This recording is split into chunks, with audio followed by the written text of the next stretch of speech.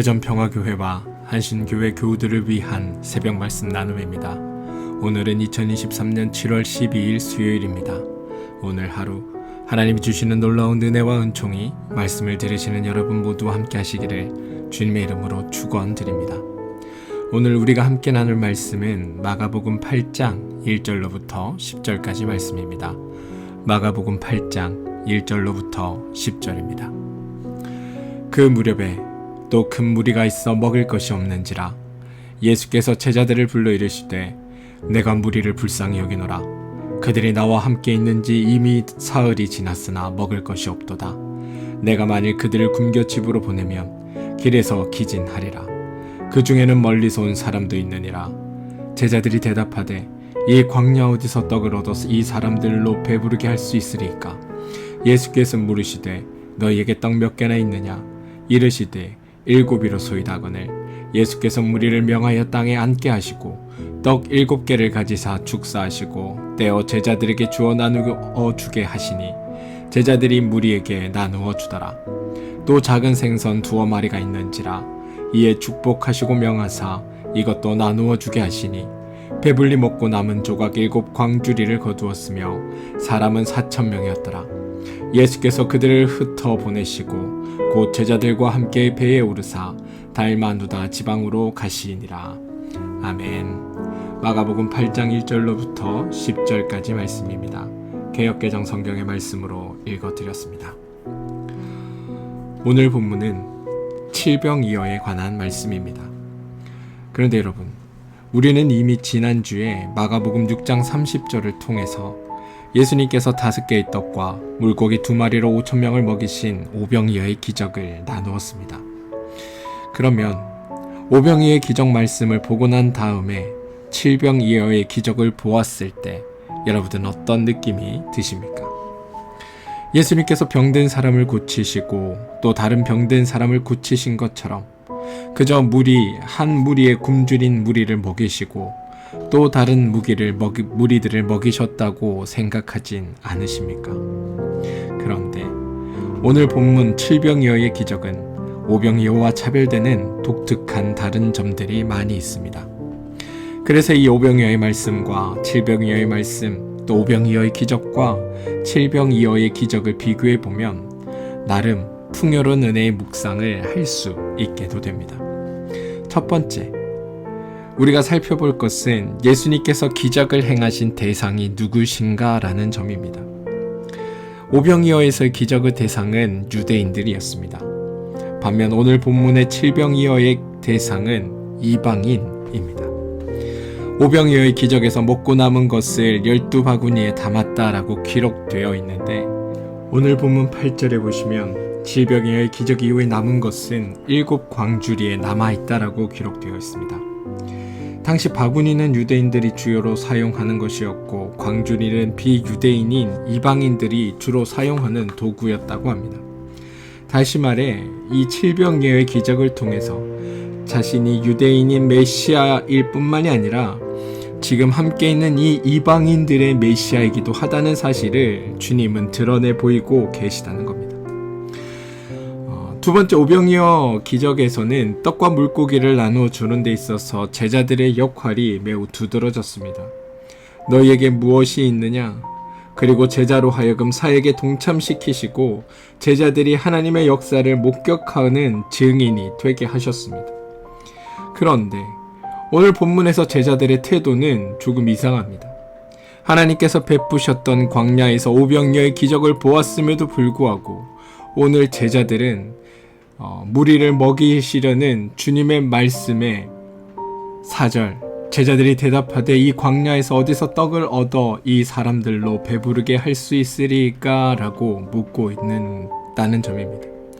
하나님의 기적을 경험하였음에도 하나님께서 행하신 그 놀라운 기적을 자신의 손으로 베풀었음에도 제자들은 주님의 일에 의문을 품습니다. 그런데 이해가 갑니다. 왜냐하면 그 3절에 그들이 함께 있은지 이미 사흘이 지났으나 먹을 것이 없도다라고 고백되어 있기 때문입니다. 그러니 사흘 동안 함께 지내는 동안 이들에게 먹을 것이 다 떨어졌음을 제자들은 이미 알고 있었다는 사실입니다. 그래서인지 주님은 이 칠병이어의 사건에 있어서는 제자들이 아니라 주님의 주도로 이 모든 기적이 이루어짐을 성경은 우리에게 보여주고 있습니다. 칠병이어의 기적에서는 예수님의 역할이 두드러집니다. 한번 보시기 바랍니다. 오병이어 때는 제자들이 무리들을 50명씩 혹은 몇백 명씩 앉힙니다. 그런데 이 칠병이어의 기적에서는 예수님께서 직접 무리에게 명하여 앉게 하셨습니다. 주님이 앉히셨다는 겁니다. 그리고 2절, 내가 무리를 불쌍히 여기노라 라고 고백하고 있습니다. 오병이어의 기적에서는 주님이 그들이 목자 없는 양 같아 불쌍히 여기신 반면, 오늘 주님은 이 칠병이의 기적 앞에 이 이방인들을 향해 이들 자체를 그냥 있는 그대로 불쌍히 여기고 계심을 보게 됩니다. 또한 성경은 그들이 주님과 사흘이나 함께 있었다라고 고백합니다. 이 사흘이란 시간 동안 하나님은 이들에게 은혜를 베푸시고 치유를 행하시며 하나님의 말씀을 선포하셨던 겁니다. 오병이어의 기적에서는 잠깐 사람들이 삽시간에 모여든 반면 이 칠병이어의 기적에서는 사흘 동안 사람들이 주님의 곁에 모여 주님과 떠나지 않았음을 성경이 고백하고 있다는 겁니다. 사흘 동안 함께 있으며 주님과 동고동락하고 주님의 말씀을 듣고 주님의 치유하심을 보고 주님의 행하심을 통해 그분이 메시아라는 사실을 이 이방인들이 깨닫게 되는 시간들이 있었던 겁니다. 오병이어의 기적은 3인칭으로 묘사됩니다. 그런데 칠병이어의 기적은 1인칭으로 묘사되어 예수님의 이야기가 이곳 가운데 드러남을 우리는 볼 수 있습니다. 다시 말해 예수님께서는 이방인들에게 유대인 못지않은 적극적인 환대의 모습을 보여주고 계시다는 겁니다. 유대인들보다 이방인들과 사흘이나 되는 오랜 시간을 함께하고 있음으로 말미암아 하나님께서 너희를 얼마나 사랑하고 계신지를 분명히 드러내 보이고 있는 사건이 바로 칠병이어의 사건입니다.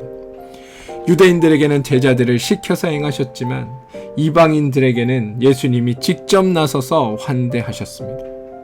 다시 말해 이방인들이 하나님께 절대 소외되어 있는 존재들이 아님을, 하나님의 구원은 유대인들만을 향한 것이 아니라 바로 하나님을 알지 못했던 너희들을 향해 있음을 주님께서 몸소 보여주고 계시다는 겁니다.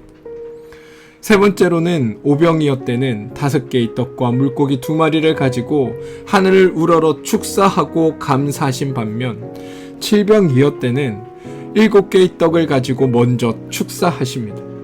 그리고 다음 2마리의 물고기를 가지고 또 축사하십니다. 6절과 7절입니다. 예수께서 무리를 명하여 땅에 앉게 하시고 떡 7개를 가지사 축사하시고 떼어 제자들에게 주어 나누어 주게 하시니 제자들이 무리에게 나누어 주더라. 또 작은 생선 2마리가 있는지라 이에 축복하시고 명하사 이것도 나누어 주게 하시니라고 되어 있습니다. 떡과 물고기를 별도로 축사하십니다. 그런데 이 모습은 예수님께서 나중에 성찬을 베푸실 때 떡과 포도주를 축사하실 때의 모습과 매우 유사합니다. 최후의 만찬 때를 보시면 주님께서는 떡과 포도주를 한꺼번에 축사하지 않으십니다. 떡을 축사하시고 또 포도주를 축사하시죠. 오병이어와 칠병이어의 기적은 단순히 배고픈 사람을 먹이는 이적이 아닙니다. 예수님의 성만찬을 내다보시고 종말론적인 구원이 하나님께서 이들을 구원하실 것이라는 그 구원의 선포가 바로 이 백성들에게 오늘 베풀어지고 있다는 사실입니다. 하나님의 구원이 베풀어질 때 이 백성들이 누리게 될 축복이 이들 가운데 있음을 주님께서 몸소 보여주고 있다는 뜻입니다. 그런데 이방인들에게 베풀어진 이 칠병이어의 기적이 예수님의 성만찬과 더욱 근접한 형태로 베풀어지고 있습니다. 이것은 예수님께서 유대인들만을 구원하시는 구원자가 아니라 이방인들 또한 하나님의 그 구원의 잔치에 초대하셨다라는 것으로 우리는 읽을 수 있습니다.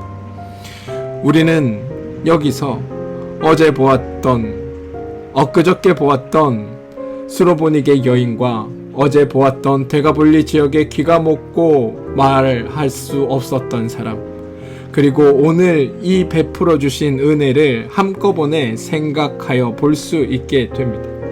세 이야기 모두가 이방인들에게 베풀어 주신 하나님의 은혜라는 사실입니다. 예수님께서는 두로 시돈 데가볼리 지역을 여행하시면서 1년의 여러 기적들을 보여주셨습니다. 이것은 이방인들을 향한 주님의 기적입니다. 비록 이방인들이 유대인들에게는 외면당할지 모르지만 너희를 창조하신 하나님께서는 너희를 절대 외면하지 않으신다는 것을 주님께서 스스로 웅변하여 주시고 계시는 겁니다. 마지막으로 우리가 주목해야 할 두 단어가 있습니다. 8절 배불리 먹고 9절 흩어보내시니라는 말입니다. 우리가 읽은 개역 개정 성경에서는 아주 간단하게 배불리 먹고라고 번역되어 있지만 원래 헬라어 성경을 통해 보면 본래적인 의미는 사람들이 먹고 배불러 만족했다라는 의미로 표현되어 있습니다. 그 결과는 4절의 제자들의 질문을 떠올리게 합니다. 4절에서 제자들은 이렇게 말합니다. 이 광야 어디서 떡을 얻어 이 사람들을 배부르게 할 수 있으리까? 거기에 대한 해답이 8절 배불리 먹었다입니다. 이 말은 다시 말해 주님께서만, 오직 예수님께서만이 이들을 만족시킬 수 있으셨다라는 의미입니다. 사랑하는 성도 여러분, 우리도 지금 여러 가지의 불만족들을 가지고 살아갑니다. 어쩌면 오늘 하루도 우리는 자잘한 만족과 또 자잘한 불만족들 가운데 살아가게 될 겁니다.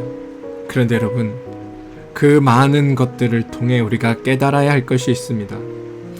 오직 주님께만, 오직 주님만이 참되고 온전한 만족을 우리에게 줄 수 있다는 사실과 우리가 그것을 주님 앞에 고백하고 인정하기를 소망합니다. 그 다음 이어지는 게 9절 흩어보내시고 라고 고백됩니다. 이것의 본래 의미는 풀어주다, 해방하다 라는 뜻입니다. 예수님께서는 배고프고 소외된 이방인들을 만족시켜 주시고 그들로 하여금 해방시키심으로 말미암아 유대인뿐만이 아니라 이방인에게도 참 메시아임을 드러내고 계신 겁니다. 저는 이러한 주님의 능력이, 은혜가 오늘 여러분들 가운데 있게 되기를 소망합니다.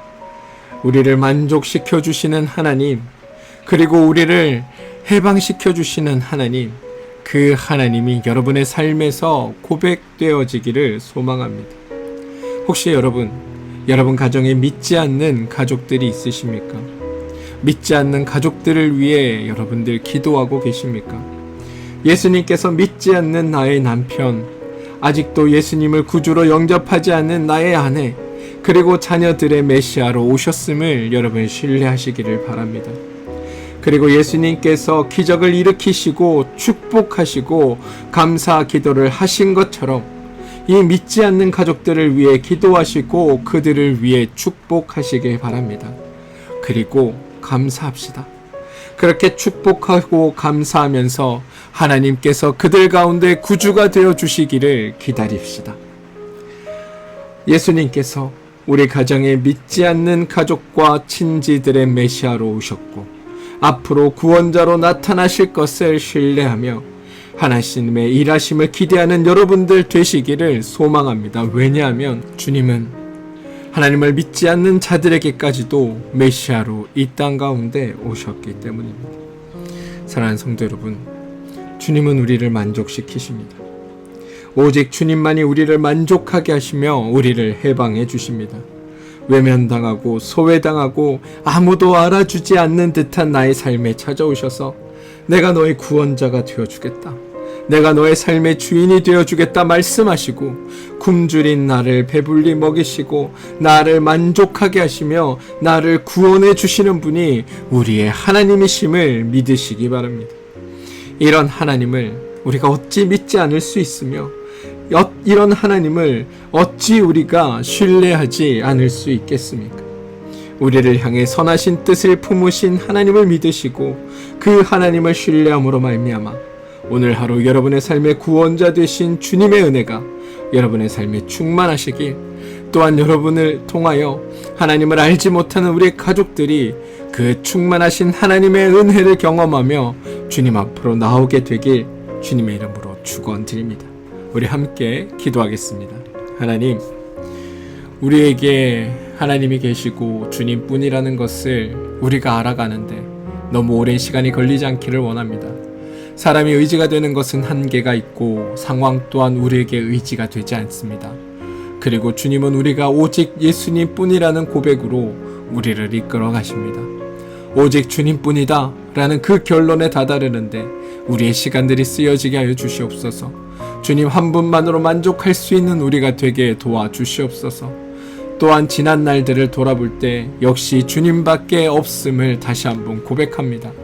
다른 그 누구도 우리에게 의지가 되지 못할 때 주님만이 우리에게 의지가 되셨고 주님만이 계시면 우리에게 만족이 있었음을 고백하오니 오늘도 주님께서 내가 여기 있다 말씀하시는 그 음성을 듣게 하시고 주님으로 인해 우리가 참 만족할 수 있는 믿음을 얻게 도와주시옵소서. 예수님의 이름으로 기도합니다. 아멘. 함께 중보하며 기도할 제목 나누겠습니다. 몸과 마음의 힘듦으로 인해 어려움을 겪고 있는 우리 교우들이 있습니다. 하나님께서 그 교우들의 삶에 힘이 되어주시고 위로가 되어주시고 그들의 삶을 바로 세워주시기를 여러분 기도해 주시고, 하나님으로 말미암아 그들 가운데 닥쳐있는 그 고난과 아픔들이 온전히 해결되어지고 주님이 주신 능력 안에서 온전히 만족하게 되는 일들이 있게 해달라고 기도해 주시기 바랍니다. 자녀들을 위해 기도하시고 하시는 일과 사업체를 위해 기도해 주십시오. 교회를 위해 기도해 주시고 나라와 민족을 위해 여러분 기도해 주시기를 부탁드립니다. 사랑하는 성도 여러분, 주님은 지금 세상 모든 것의 구주 되시며 세상 모든 것의 구원자 되시고 세상 모두의 구주이심을 우리 가운데 밝히고 계십니다. 여러분들이 그 하나님을 알고 그 하나님을 신뢰함으로 말미암아 주님 주시는 온전한 은혜가 또한 우리 가운데 만족하게 하시는 하나님의 축복이 오늘 하루 여러분 가운데 충만히 드러나게 되기를 주님의 이름으로 축원드립니다. 함께 기도하겠습니다.